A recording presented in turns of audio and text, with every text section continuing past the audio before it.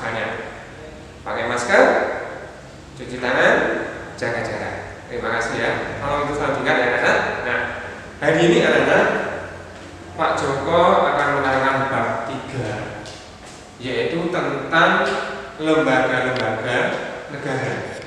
Ya, menurut Undang-Undang Dasar 1945,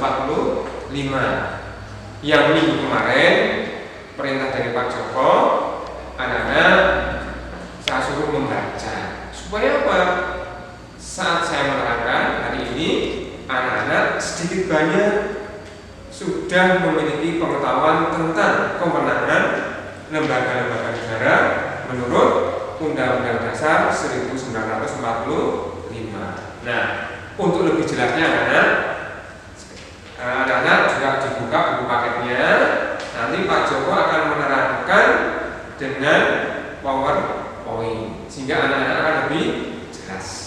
Ya, hari ini yang akan saya menerangkan yaitu tentang suprastruktur politik dan infrastruktur politik. Tetapi untuk pertemuan hari ini Pak Joko akan fokus pada materi tentang infrastruktur politik lebih dahulu. Nah, mari anak kita lihat pada PowerPoint yang Pak Joko akan sajikan. Ya, silakan perhatikan ya anak.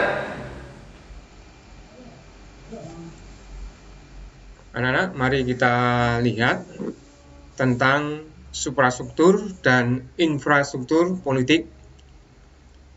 Tolong sebelumnya anak-anak juga buka di buku paket ya materi tentang suprastruktur dan infrastruktur politik sehingga nanti anak-anak akan lebih mudah untuk memahami. Apalagi kemarin anak-anak sudah Pak Joko untuk belajar seminggu sebelumnya sehingga akan lebih mudah memahami. Ya, mari kita lihat satu persatu dari PowerPoint yang Pak Joko buat. Nah, di situ ada tulisan suprastruktur politik. Nah, sudah ketemu anak-anak? Ya, sudah. Bagus. Mari kita lihat pengertian tentang suprastruktur politik. Apa itu suprastruktur politik? Suprastruktur politik bisa diartikan sebagai mesin politik yang resmi, yang diakui di suatu negara dan merupakan penggerak politik yang bersifat formal. Formal itu artinya apa? Resmi. Jadi ini merupakan mesin politik yang resmi sebagai penggerak jalannya roda pemerintahan. Jelas ya anak-anak? Jadi suprapolitik adalah sebagai mesin politik yang resmi dalam suatu negara dan merupakan penggerak politik yang bersifat formal atau resmi. Boleh dikatakan juga dengan kata lain bahwa suprastruktur politik merupakan gambaran pemerintah yang luas, yang sangat lebar, ya, yang terdiri dari apa? Lembaga-lembaga negara yang ada dalam suatu negara. Ya, jadi suprastruktur politik ini adalah merupakan pengertian pemerintah dalam arti yang luas, ya, karena ada dua, pengertian pemerintah dalam arti sempit dan pengertian pemerintah dalam arti yang luas. Pemerintah dalam arti yang sempit apa? Yaitu presiden, wakil presiden, dan dibantu para menteri. Nah, sedangkan pemerintah dalam arti luas siapa? Ya, lembaga-lembaga negara yang ada dalam suatu negara. Presiden, DPR, MPR, MA, ya, kemudian BPK, itu merupakan lembaga-lembaga negara. Dan di setiap negara, lembaga-lembaga negara itu berbeda-beda. Jelas ya anak-anak tentang suprastruktur politik? Nah, mari berikutnya kita bahas lagi tentang infrastruktur politik.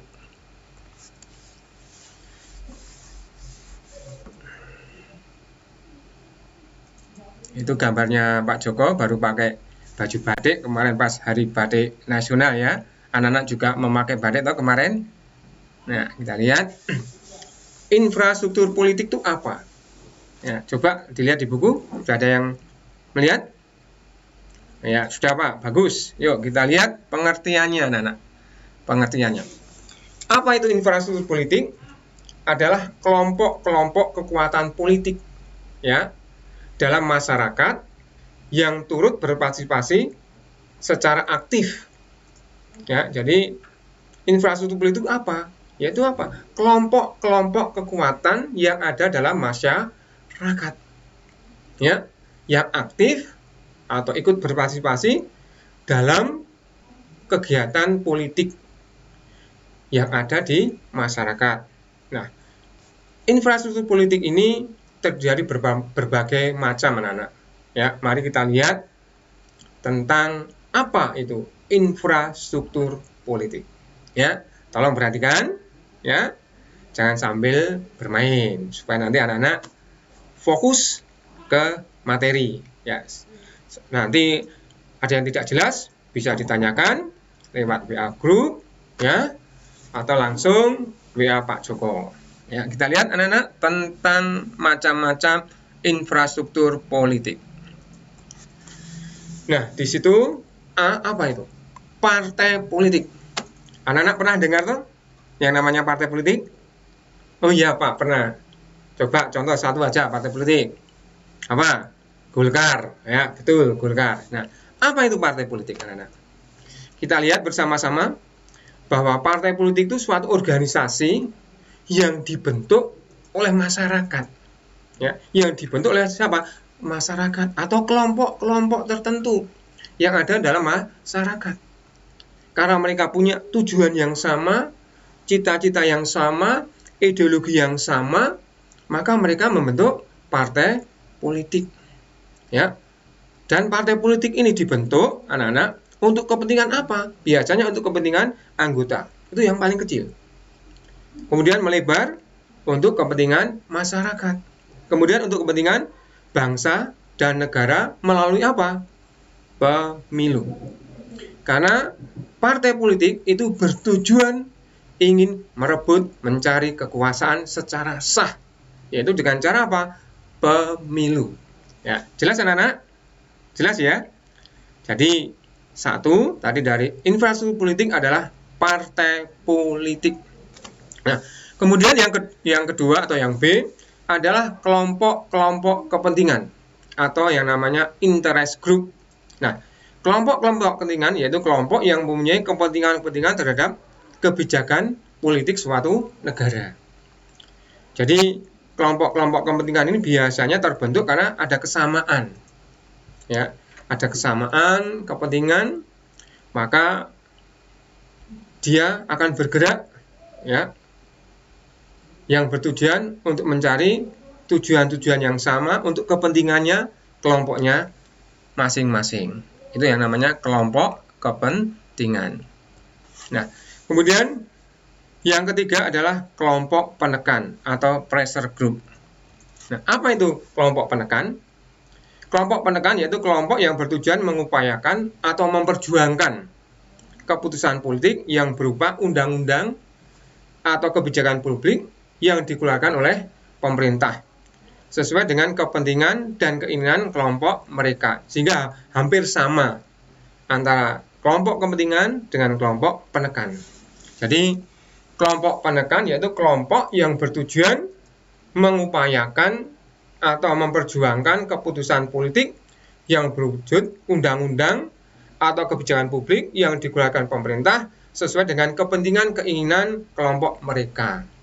Yang baru aja anak-anak dengar di berita itu ada undang-undang cipta karya atau cipta kerja di mana kelompok-kelompok buruh merasa dirugikan, maka mereka akan berdemo. Karena apa? Kepentingannya tidak terpenuhi. Ya, maka mereka demo sehingga menekan pemerintah yang kemarin tujuannya untuk apa? Merubah undang-undang tentang ketenagakerjaan yang baru. Ya, itu namanya kelompok kepentingan. Next, lanjut ya, anak-anak. Kemudian berikutnya kita lihat ini masih ada lagi. Ya, media komunikasi politik. Apa itu media komunikasi politik? Apalagi zaman sekarang, zaman maju, ya kalau dulu media komunikasi politik itu hanya koran, ya, ternyata sekarang zaman ini maju, yang namanya media komunikasi politik itu berkembang, ya, berkembang dengan lewat internet, ya, dengan HP.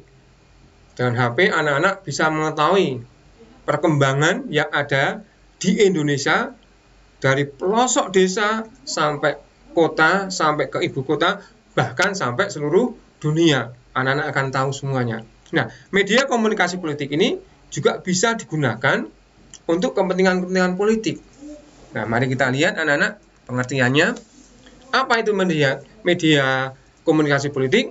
Yaitu sarana, alat komunikasi politik dalam proses menyampaikan informasi dan pendapat publik atau pendapat umum atau pendapat masyarakat, baik secara langsung terhadap pemerintah maupun masyarakat pada umumnya.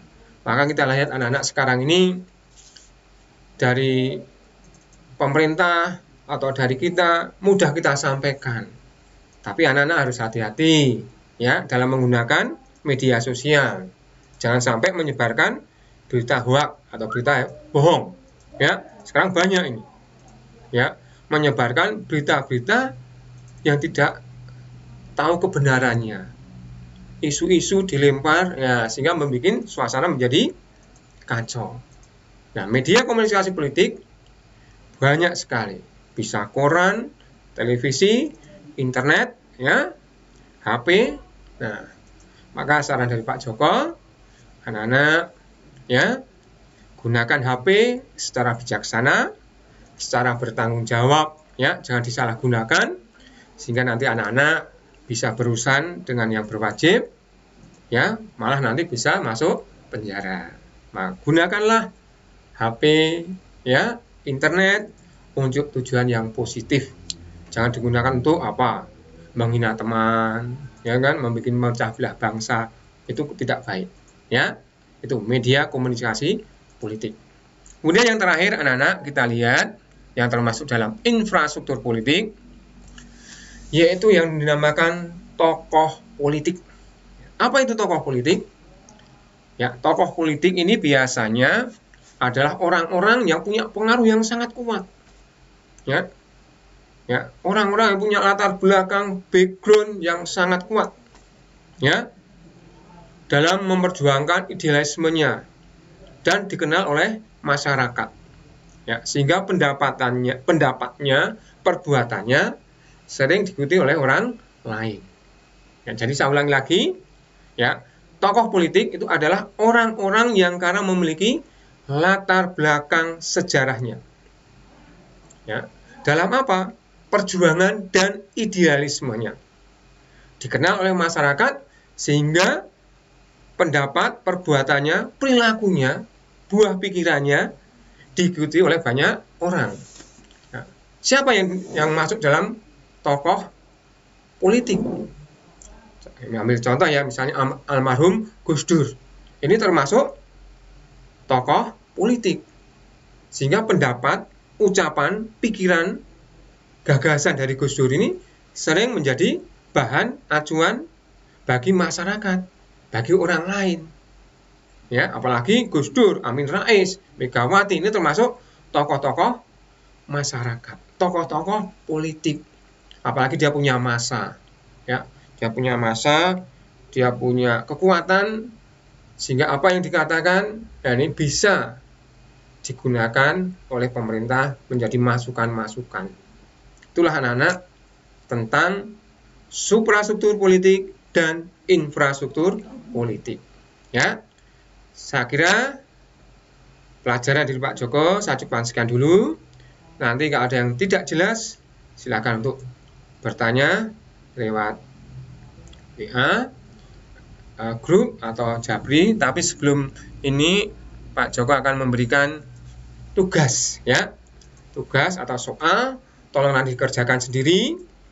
Yang tidak bisa bertanya dengan temannya untuk berdiskusi, sehingga nanti anak-anak akan lebih jelas. Ya, soalnya ada 3. 1, jelaskan pengertian tentang suprastruktur politik dan infrastruktur politik.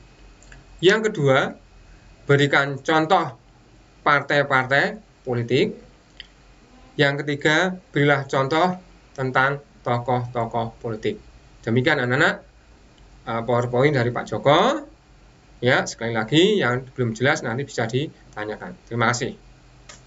Nah, anak-anak, tadi kita telah membahas tentang apa itu infrastruktur politik dari media yang Pak Joko berikan lewat PowerPoint. Ya, tolong anak-anak, apa yang sudah Pak Joko terangkan, tolong nanti dibuat rangkuman, dan tugas dari Pak Joko nanti bisa dikerjakan secara individu, ya. Tetapi kalau anak-anak tidak bisa berkelompok dalam arti bertanya pada teman yang lain.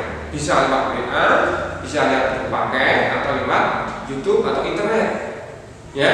Nah, nanti tugas yang sudah selesai nanti sekalian absen itu bisa lewat di grup WA kelas atau lewat Pak Joko langsung, nomor WA-nya Pak Joko yang sudah kami berikan, ya.